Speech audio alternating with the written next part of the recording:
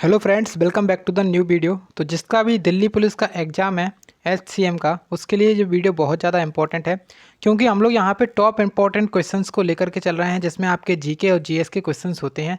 तो आप लोगों को एंड तक बने रहना है जिसमें आपको बहुत ज़्यादा इंपॉर्टेंट क्वेश्चन कराए जाएंगे। चलिए शुरू करते हैं इस वीडियो को।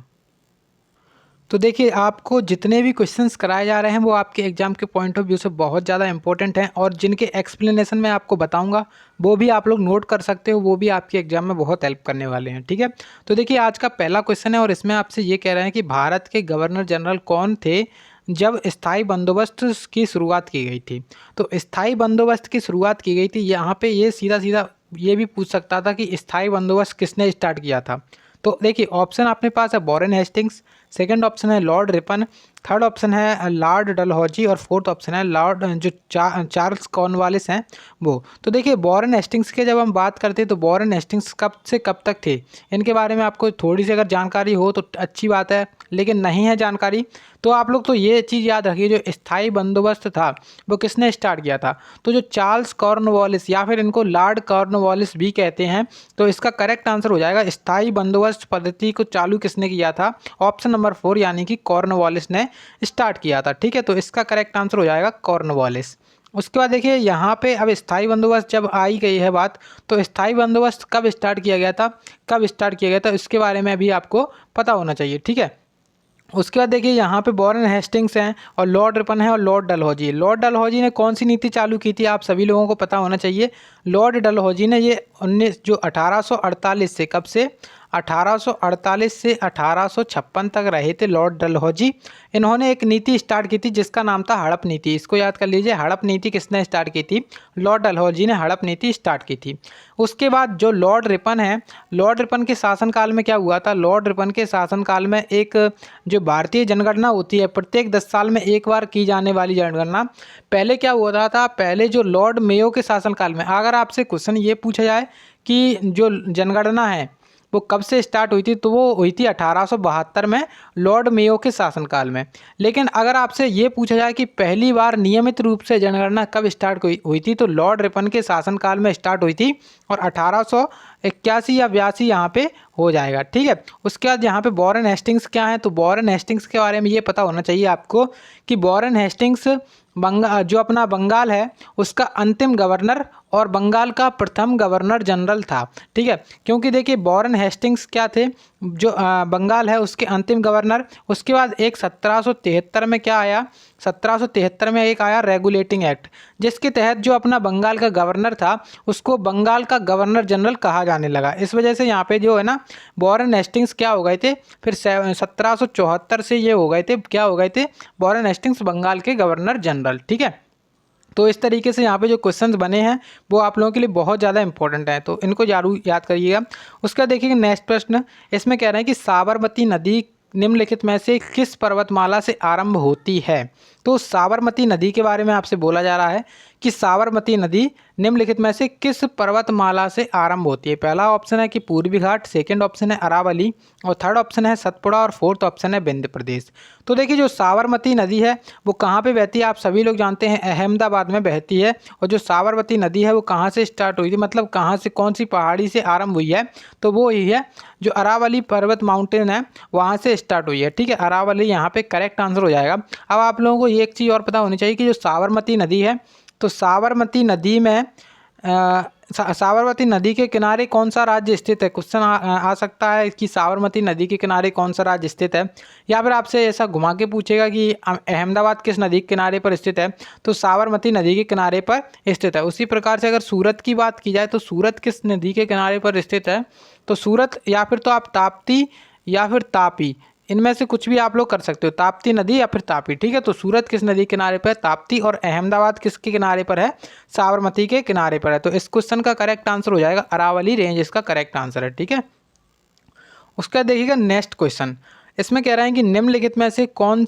बीइंग गांधी के लेखक हैं। तो जो एक यहाँ पे बुक है बहुत ज़्यादा इंपॉर्टेंट है, क्या नाम है इसका, बीइंग गांधी।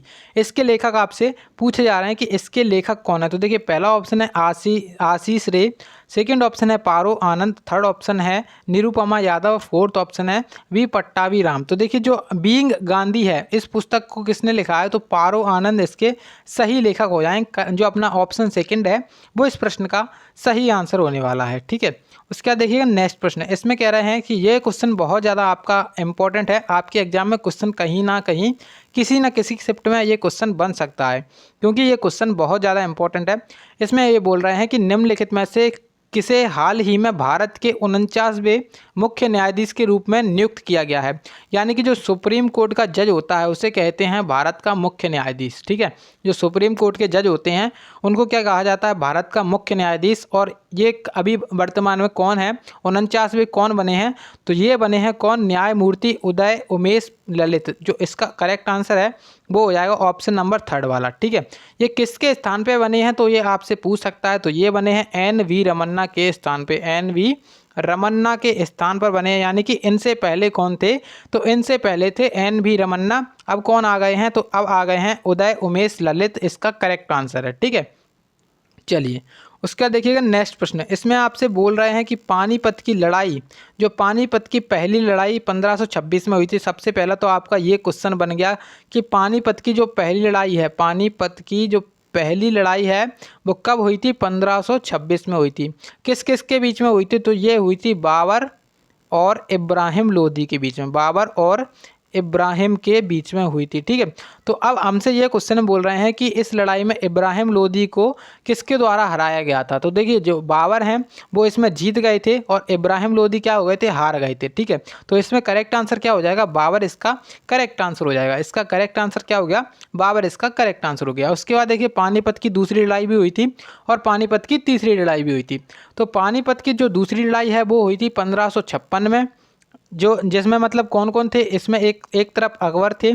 ठीक है, एक बार अकबर थे और एक तरफ कौन थे, हेमू थे। ठीक है, तो इसमें कौन जीता था, अकबर जीत गए थे और हेमू हार गए थे। उसके बाद एक हुई थी पानीपत की तीसरी लड़ाई। तो तीसरी जो लड़ाई हुई थी वो कब हुई थी, 1761 में हुई थी। ठीक है, 1761 में हुई थी, जिसमें कौन कौन थे, तो इसमें एक तरफ थे मराठा, एक तरफ कौन थे, मराठा थे, और एक तरफ कौन थे, अहमद शाह अब्दाली, जो कि अफगानिस्तान का था। ठीक है, तो अहमद शाह अब्दाली था, अहमद शाह अब्दाली, इसको लिख लीजिएगा, अहमद शाह अब्दाली, जिसमें अहमद शाह अब्दाली जीत गया था और मराठा हार गए थे। तो इस तरीके से पानीपत की आपको तीसरी लड़ाई भी बता दी। अब देखिए आपको एक पता होना चाहिए प्लासी का युद्ध और एक पता होना चाहिए बक्सर का युद्ध कब हुआ। तो आप लोग कमेंट बॉक्स में ये बताएं कि प्लासी का युद्ध और बक्सर का युद्ध कब हुआ था। ठीक है, तो कमेंट बॉक्स में ज़रूर से आपको बताना है। चलिए उसका देखिएगा नेक्स्ट प्रश्न, इसमें देखिए नेक्स्ट प्रश्न में कह रहे हैं कि विश्व स्वास्थ्य संगठन की स्थापना 7 अप्रैल 1948 को हुई थी। विश्व स्वास्थ्य संगठन WHO का मुख्यालय कहाँ पर स्थित है। तो देखिए यहाँ पे आपके कितने क्वेश्चंस बन सकते हैं। सबसे पहला क्वेश्चन तो आपका यहीं से बनेगा कि विश्व स्वास्थ्य संगठन जो है ना WHO, तो WHO बहुत ज़्यादा चर्चा में क्यों रहा है, क्योंकि ये कोविड-19 के समय में बहुत ज़्यादा आपने सुना होगा WHO। तो ये क्या है, ये एक स्वास्थ्य संगठन है, विश्व स्वास्थ्य संगठन है, वर्ल्ड हेल्थ ऑर्गेनाइजेशन है, जिसकी स्थापना कब हुई थी, तो इसकी स्थापना हुई थी 7 अप्रैल 1948 को, जिसकी स्थापना हुई थी। तो एक क्वेश्चन यहाँ से बन गया, आपसे क्वेश्चन पूछ सकता है कि जो WHO है इसकी स्थापना कब हुई थी। तो इसकी स्थापना हुई थी 7 अप्रैल 1948 को। उसके बाद आपसे ये पूछ सकता है कि इसका मुख्यालय कहाँ पर स्थित है। तो इसका मुख्यालय कहाँ पर स्थित है, तो जिनेवा में इसका मुख्यालय स्थित है। तो इसमें क्वेश्चन में हमसे यही पूछा जा रहा है कि इसका मुख्यालय कहाँ पर स्थित है, तो इसका राइट आंसर हो जाएगा जिनेवा। उसके बाद देखिए इसके अध्यक्ष भी आपसे पूछा जा सकता है कि इसके वर्तमान में अध्यक्ष कौन है। तो इसके वर्तमान में जो अध्यक्ष हैं उनका नाम क्या है, डॉक्टर टेड्रोस। क्या नाम है, डॉक्टर टेड्रोस। ठीक है, तो डॉक्टर टेड्रोस, यहाँ पे अगर आपसे अध्यक्षता के बारे में पूछा जाए कि वर्तमान में इसके अध्यक्ष कौन है, तो डॉक्टर टेड्रोस इसका राइट आंसर हो जाता है। ठीक है, चलिए उसका देखिएगा नेक्स्ट प्रश्न, इसमें आपसे कह रहे हैं कि दुधवा राष्ट्रीय उद्यान कहाँ पर स्थित है। तो सबसे पहले इस क्वेश्चन में हम लोग जितने भी आपके इंपॉर्टेंट राष्ट्रीय उद्यान हैं ऑप्शंस से संबंधित सभी हम लोग कवर करने वाले हैं। देखिए जो दुधवा राष्ट्रीय उद्यान है वो कहाँ पर स्थित है, तो मेनली यहाँ पे कहाँ पे हो जाएगा, जो उत्तर प्रदेश में स्थित है दुधवा राष्ट्रीय उद्यान। अब उत्तर प्रदेश में एक राष्ट्रीय उद्यान और भी स्थित है, जिसका नाम क्या है, पीलीभीत टाइगर रिजर्व। क्या है, Pilibhit tiger reserve, tiger reserve. तो पीलीभीत टाइगर रिजर्व आपसे क्वेश्चन पूछा जाए कि पीलीभीत टाइगर रिजर्व कहाँ पर स्थित है, तो ये भी कहाँ पे हो जाएगा, उत्तर प्रदेश में। उसके बाद अब मैं बता रहा हूँ असम के कुछ इंपॉर्टेंट। तो असम में आप लोग लिख लीजिए, एक तो है आपका डिब्रू सैखोवा, जो अपना डिब्रू सैखोवा है वो कहाँ पर है, असम में है। उसके बाद आपका एक है काजीरंगा, काजीरंगा। तो काजीरंगा बहुत ज़्यादा इंपॉर्टेंट है, क्योंकि काजीरंगा किसके लिए फेमस है, जो अपना एक सींग वाला गेंडा होता है उसके लिए फेमस है काजीरंगा। उसके बाद आप लोग लिख सकते हो मानस, ठीक है। मानस राष्ट्रीय उद्यान कहाँ पर स्थित है, तो मानस राष्ट्रीय उद्यान भी अपना असम में स्थित है। उसके बाद देखिए जो अपना राजस्थान है, इसमें भी कुछ राष्ट्रीय उद्यान है जो आपके इंपॉर्टेंट है। देखिए एक तो केवला देव है, केवला देव, केवला देव, तो केवला देव है एक तो। और उसके बाद क्या है, एक है रणथंभौर, रणथंभौर, ठीक है। एक क्या है, रणथंभौर। तो केवला देव, रणथंभौर। एक क्या है, सरिस्का हिल्स। तो ये भी आप लोग इसको याद कर सकते हो। बिहार में एक है बहुत ज़्यादा इंपॉर्टेंट है, तो बिहार का आप लोग याद कर लीजिए, बहुत ज़्यादा फेमस भी, मतलब बिहार में केवल वही ज़्यादा इंपॉर्टेंट है। क्या नाम है इसका, वाल्मीकि राष्ट्रीय उद्यान।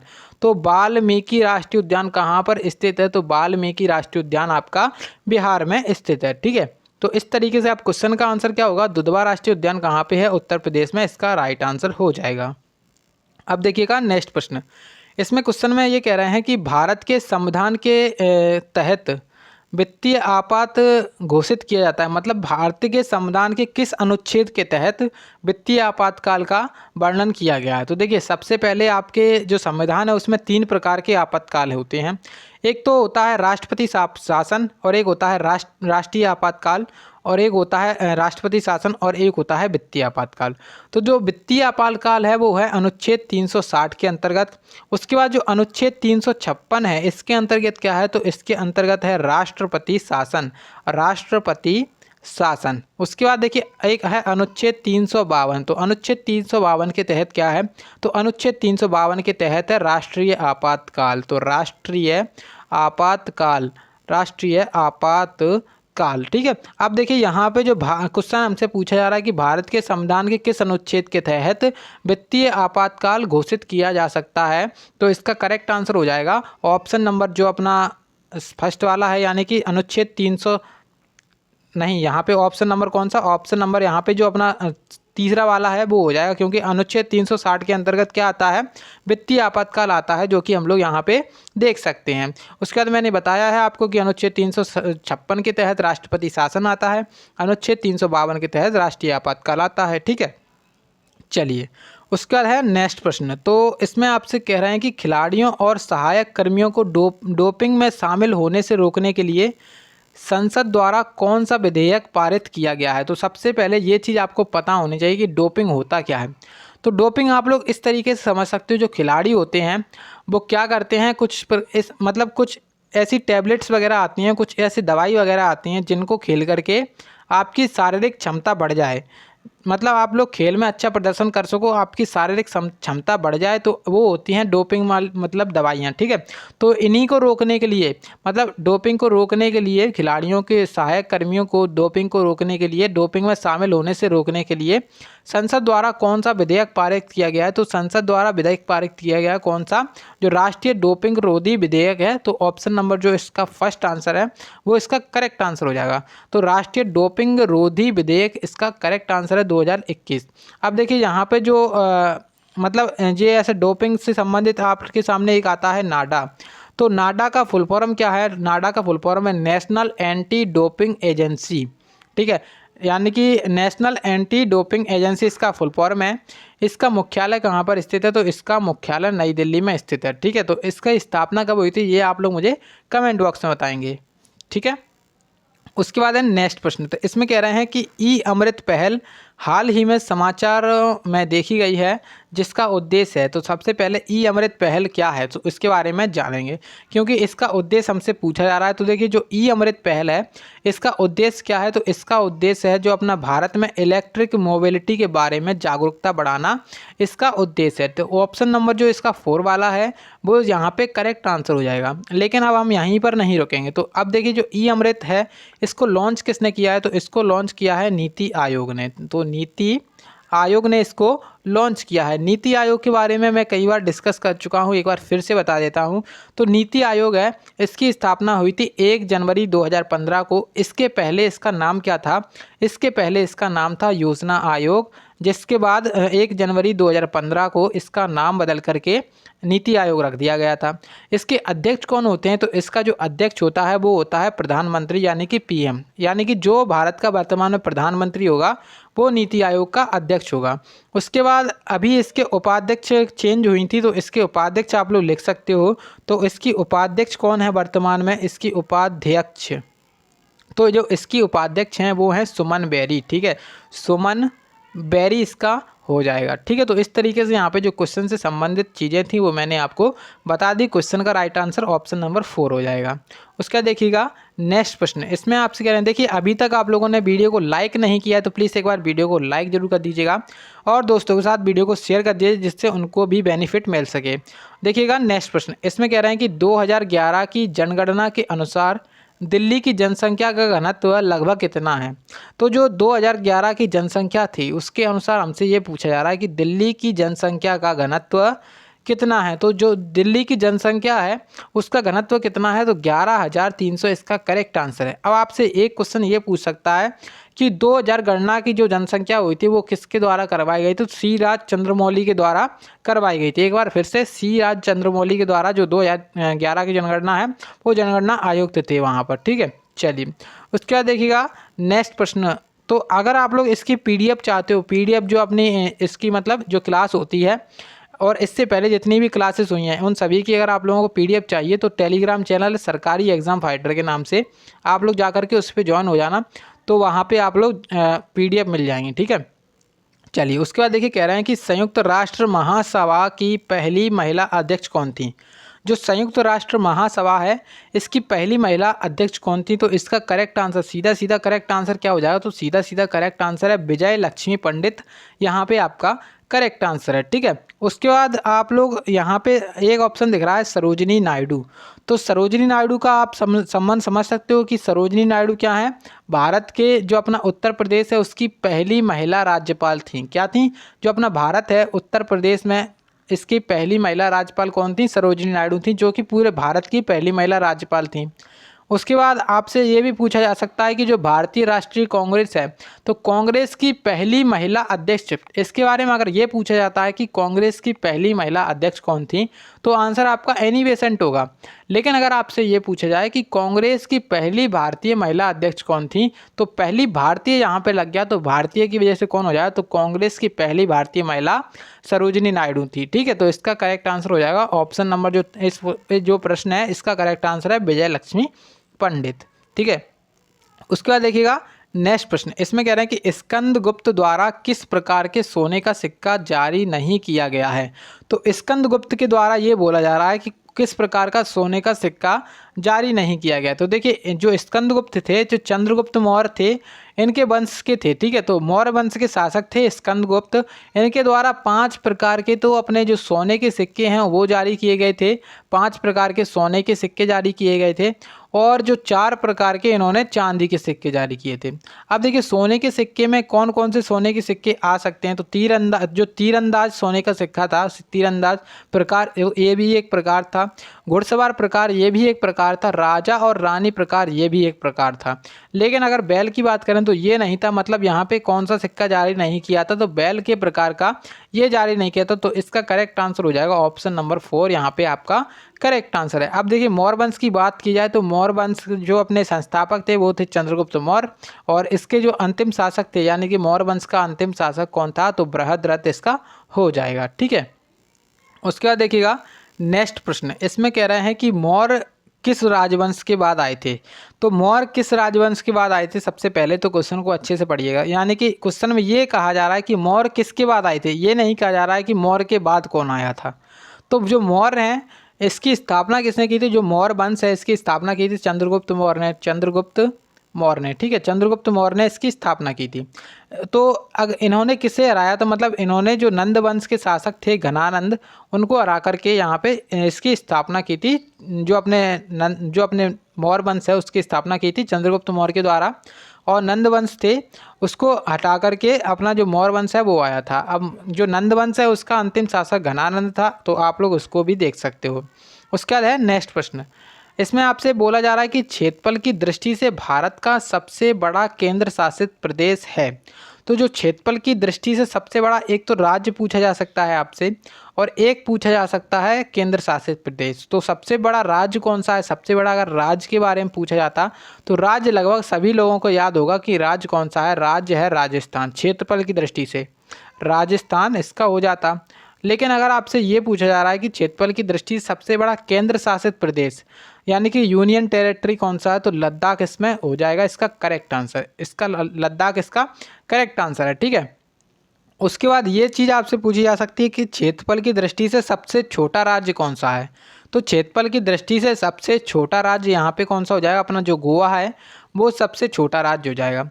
उसके बाद जनसंख्या की दृष्टि से सबसे बड़ा राज्य कौन सा है भारत का? तो जनसंख्या की दृष्टि से सबसे बड़ा राज्य है अपना उत्तर प्रदेश, ठीक है। अब आप लोग ये बताइए कमेंट बॉक्स में कि जो जनसंख्या की दृष्टि से भारत का सबसे छोटा राज्य कौन सा है, ठीक है। कमेंट बॉक्स में ज़रूर बताना है आपको, जिससे आपका रिवीजन भी हो जाएगा और आपको मतलब क्वेश्चन के बारे में पता भी चल जाएगा जिसको पता नहीं होगा तो।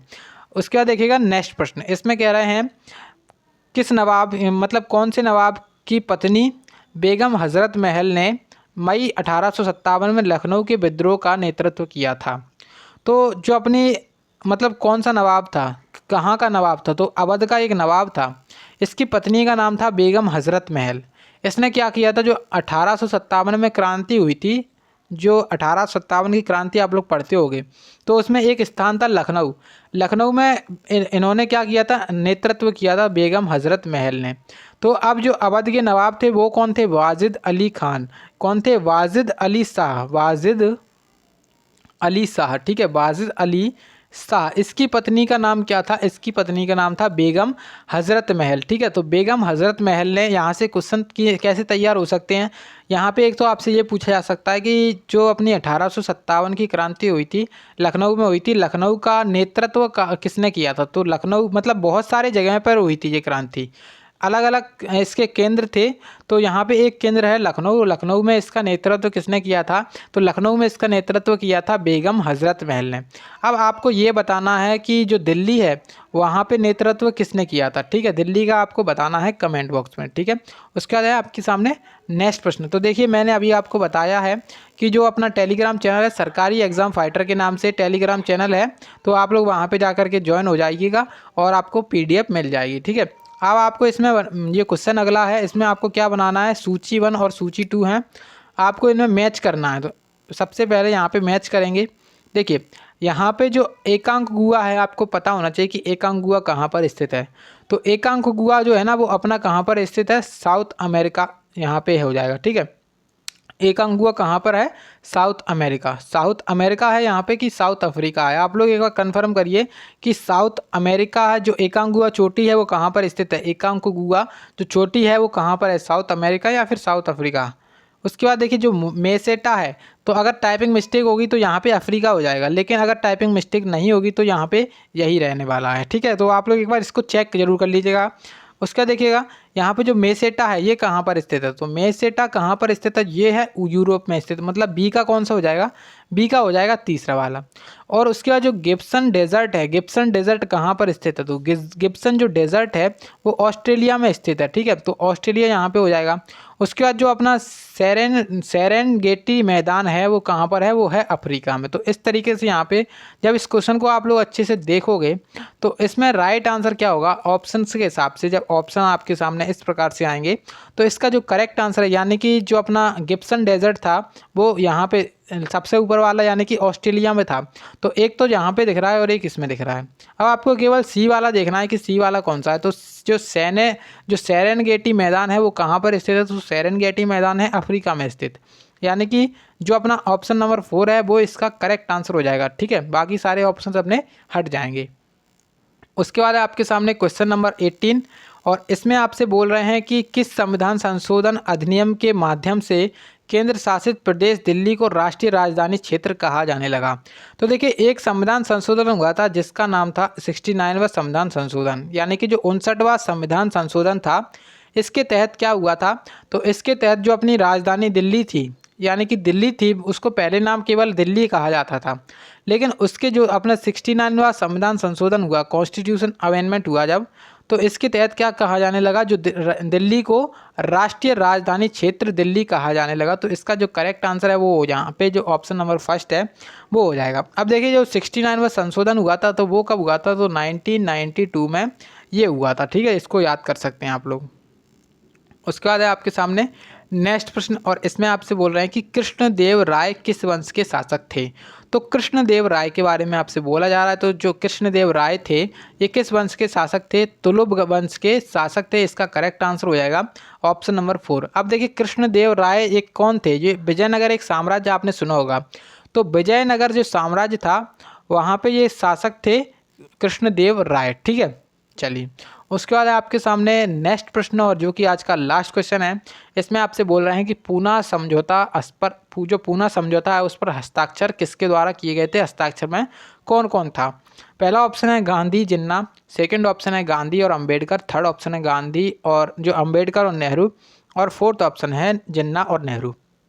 तो देखिए जो पूना समझौता है इसको आप लोग पूना पैक्ट के नाम से जानते हो। तो पूना पैक्ट जो है ना, तो पूना पैक्ट, तो पूना पैक्ट कब हुआ था, तो पूना पैक्ट हुआ था 1932 में, 1932 24 सितंबर 1932 में पूना पैक्ट हुआ था।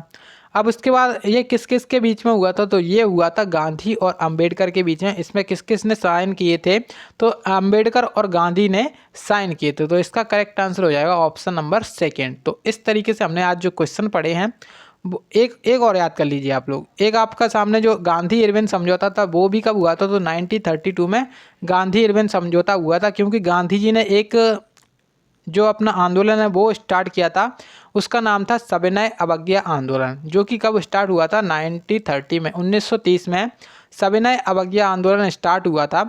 जिसके बाद जो है ना गांधी जी ने 1932 में 1931 या फिर 1932, आप लोग एक बार इसको कंफर्म करिएगा, 1931 या फिर 32 में क्या किया था, गांधी इरविन समझौता हुआ था, ठीक है। तो आप लोग इसको भी याद कर सकते हो। तो आज जो क्वेश्चंस हुए हैं वो आपके एग्जाम के पॉइंट ऑफ व्यू से बहुत ज़्यादा इंपॉर्टेंट हैं। तो अगर आप लोगों को थोड़ा सा भी वीडियो अच्छा लगा हो, हेल्पफुल लगा हो, और अगर तो आप लोग क्या कर सकते हो, वीडियो को लाइक कर सकते हो और चैनल को सब्सक्राइब कर सकते हो और दोस्तों के साथ शेयर कर सकते हो, ठीक है। तो चलिए मिलते हैं अगली वीडियो में, तब तक के लिए जय हिंद, जय भारत।